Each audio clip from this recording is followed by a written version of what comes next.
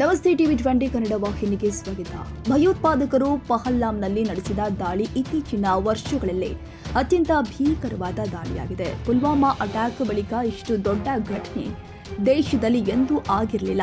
ಉಗ್ರರು ಹಿಂದೂಗಳನ್ನೇ ಹುಡುಕಿ ದಾಳಿ ಮಾಡಿರುವುದು ಅತ್ಯಂತ ಆಘಾತಕಾರಿ ಎಂದು ಸಚಿವ ಜಿ ಪರಮೇಶ್ವರ್ ಹೇಳಿದ್ದಾರೆ. ಪಹಲ್ಗಾಮ್ ದಾಳಿಗೆ ಸಂಬಂಧಪಟ್ಟ ಹಾಗೆ ಮಾಧ್ಯಮಗಳೊಂದಿಗೆ ಮಾತನಾಡಿದ್ರು. ಪುಲ್ವಾಮಾ ಅಟ್ಯಾಕ್ ಆದ್ಮೇಲೆ ಇಲ್ಲಿಯವರೆಗೆ ಇಂತಹ ದೊಡ್ಡ ಘಟನೆ ಯಾವುದು ನಡೆದಿರಲಿಲ್ಲ. ಅಲ್ಲೊಂದು ಇಲ್ಲೊಂದು ಸಣ್ಣ ಪುಟ್ಟ ಘಟನೆಗಳು ನಡೀತಾ ಇದ್ವು, ಒಬ್ರು ಇಬ್ರು ಸಾಯ್ತಾ ಇದ್ರು. ಆದ್ರೆ ಇಂತಹ ದೊಡ್ಡ ಘಟನೆ ಇಲ್ಲಿಯವರೆಗೂ ನಡೆದಿರಲಿಲ್ಲ. ಅದರಲ್ಲೂ ವಿಶೇಷವಾಗಿ ಹಿಂದೂಗಳನ್ನ ಗುರಿಯಾಗಿಸಿ ಕೊಂದಿದ್ದಾರೆ. ಇದು ನಿಜಕ್ಕೂ ಬಹಳ ಆತಂಕಕಾರಿ ವಿಚಾರ ಎಂದಿದ್ದಾರೆ. ಕೇಂದ್ರ ಸರ್ಕಾರ ಇದನ್ನ ಗಂಭೀರವಾಗಿ ಪರಿಗಣಿಸಬೇಕು. ಅದಕ್ಕೆ ಏನು ಸೂಕ್ತ ಕ್ರಮವಿದ್ರೂ ಮುಲಾಜಿಲ್ಲದೆ ತೆಗೆದುಕೊಳ್ಳಬೇಕು. ಉಗ್ರ ಸಂಘಟನೆಯೊಂದು ತಾವೇ ಮಾಡಿರೋದು ಎಂದು ಒಪ್ಪಿಕೊಂಡಿದೆ. ಆ ಸಂಘಟನೆಯಲ್ಲಿದೆ, ಅವರನ್ನು ಹುಡುಕಿ ಕ್ರಮ ತೆಗೆದುಕೊಳ್ಳಲೇಬೇಕು. ಗುಪ್ತಚರ ವೈಫಲ್ಯದಿಂದಾಗಿ ಭದ್ರತಾ ವೈಫಲ್ಯವಾಗಿದೆ. ಮಿಲಿಟರಿ ಗುಪ್ತಚರ ಕಣ್ತಪ್ಪಿಸಿ ಭಯೋತ್ಪಾದಕರು ಗಡಿನುಸುಳಿ ದಾಳಿ ಮಾಡಿದ್ದಾರೆ. ಇದನ್ನ ಬಹಳ ಗಂಭೀರವಾಗಿ ಸರ್ಕಾರ ತೆಗೆದುಕೊಳ್ಳಲು ನಾನು ಒತ್ತಾಯಿಸ್ತೀನಿ ಎಂದರು. ಮೊದಲನೇದಾಗಿ ಏನು ಕಾಶ್ಮೀರದ ಕಣಿವೆಯಲ್ಲಿ ಟೆರರಿಸ್ಟ್ಗಳ ಅಟ್ಯಾಕ್ ಆಗಿದೆ, ಅದನ್ನು ನಾನು ಖಂಡಿಸ್ತೇನೆ. ಜೊತೆಗೆ ಆ 27 ಜನ ಏನು ಪ್ರಾಣವನ್ನು ಕಳ್ಕೊಂಡಿದ್ದಾರೆ ಅವರಿಗೆ ಆತ್ಮಕ್ಕೆ ಶಾಂತಿಯನ್ನು ಕೋರ್ತೇನೆ ಮತ್ತು ಅವರ ಕುಟುಂಬ ವರ್ಗದವರಿಗೆ ಭಗವಂತ ಅವರ ನಷ್ಟವನ್ನು ಭರಿಸ್ತಕ್ಕಂಥ ಶಕ್ತಿ ಕೊಡಲಿ ಅಂತೇಳಿ ಪ್ರಾರ್ಥನೆ ಮಾಡ್ತಾನೆ. ಕರ್ನಾಟಕದ 2 ಹತ್ಯೆಯಾಗಿದ್ದಾರೆ. ವಿಶೇಷವಾಗಿ ಅವರಿಗೆ, ಅವರ ಕುಟುಂಬದವರಿಗೆ ಸಾಂತ್ವನ ಹೇಳೋದಕ್ಕೆ ಇಷ್ಟಪಡ್ತಾನೆ ಮತ್ತು ಅವರಿಗೆ ಅವರ ನಷ್ಟವನ್ನು ಭರಿಸುವ ಶಕ್ತಿ ಭಗವಂತ ಕೊಡಲಿ ಅಂತೇಳಿ ಪ್ರಾರ್ಥನೆ ಮಾಡ್ತಾನೆ.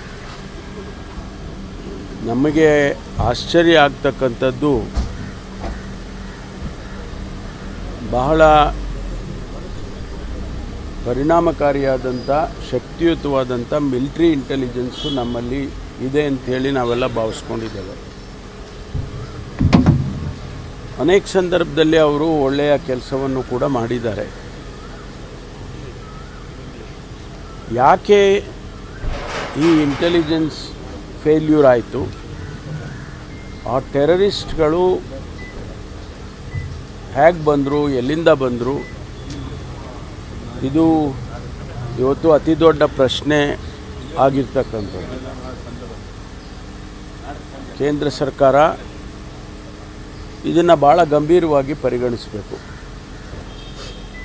ಪುಲ್ವಾಮಾ ಅಟ್ಯಾಕ್ ಆದಮೇಲೆ ಇಲ್ಲಿಯವರೆಗೆ ಇಂತಹ ದೊಡ್ಡ ಘಟನೆ ಯಾವುದೂ ನಡೆದಿರಲಿಲ್ಲ.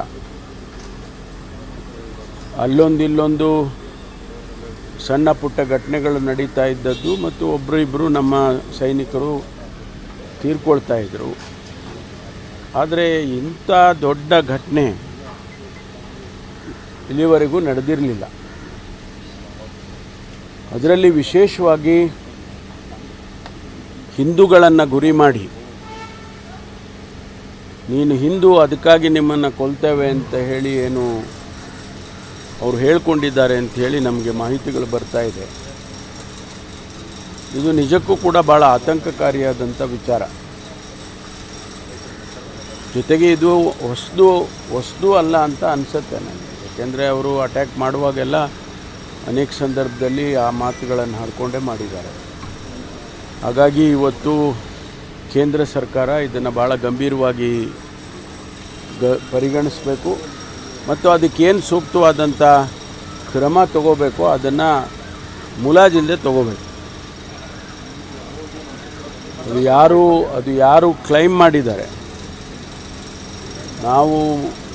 ನಾವೇ ಮಾಡಿರೋದು ಅಂತ ಸಂಘಟನೆಗಳು ಕ್ರೈಮ್ ಮಾಡಿದ್ದಾವೆ. ಆ ಸಂಘಟನೆ ಎಲ್ಲಿದೆ ಅವ್ರನ್ನ ಹುಡುಕಬೇಕು ಮತ್ತು ಅವ್ರ ಮೇಲೆ ಕ್ರಮ ತಗೊಳ್ಳೇಬೇಕು. ಕನ್ನಡಿಗರ ಮೆಚ್ಚಿನ ನಿಮ್ಮ ಟಿವಿ20 ಕನ್ನಡ ವಾಹಿನಿ ಇದೀಗ ಟಿವಿಯಲ್ಲಿ ಲಭ್ಯ. ಕರ್ನಾಟಕ ಮತ್ತು ದೇಶ ವಿದೇಶದ 360 ಡಿಗ್ರಿ ಸುದ್ದಿ ವಿವರವನ್ನ ಪಡೆಯುವುದಕ್ಕೆ TV20 ವಾಹಿನಿಯನ್ನು ಲೈಕ್ ಮಾಡಿ, ವಿಡಿಯೋಗಳನ್ನ ಶೇರ್ ಮಾಡಿ, ಕಮೆಂಟ್ ಮಾಡಿ, ಸಬ್ಸ್ಕ್ರೈಬ್ ಮಾಡಿ. HCN ಕೇಬಲ್ 842 ನಂಬರ್ನಲ್ಲಿ ಹುಕ್ಕೇರಿ ತಾಲೂಕು ಹಾಗೂ ಸಂಕೇಶ್ವರದ ಸುತ್ತಮುತ್ತಲಿನ ಹಳ್ಳಿಗಳಲ್ಲಿ ಲಭ್ಯ. PCN ಕೇಬಲ್ 129 ನಂಬರ್ನಲ್ಲಿ ಹಾರುಗೆರೆ ಸುತ್ತಮುತ್ತಲಿನ ಹಳ್ಳಿಗಳಲ್ಲಿ ಲಭ್ಯ. ರಾಯಬಾಗ್ ಡಿಜಿಟಲ್ ಚಾನೆಲ್ ಕೇಬಲ್ 80ನೇ ನಂಬರ್ನಲ್ಲಿ ರಾಯಬಾಗ ತಾಲೂಕಿನ ಸುತ್ತಮುತ್ತಲಿನ ಹಳ್ಳಿಗಳಲ್ಲಿ ಲಭ್ಯ.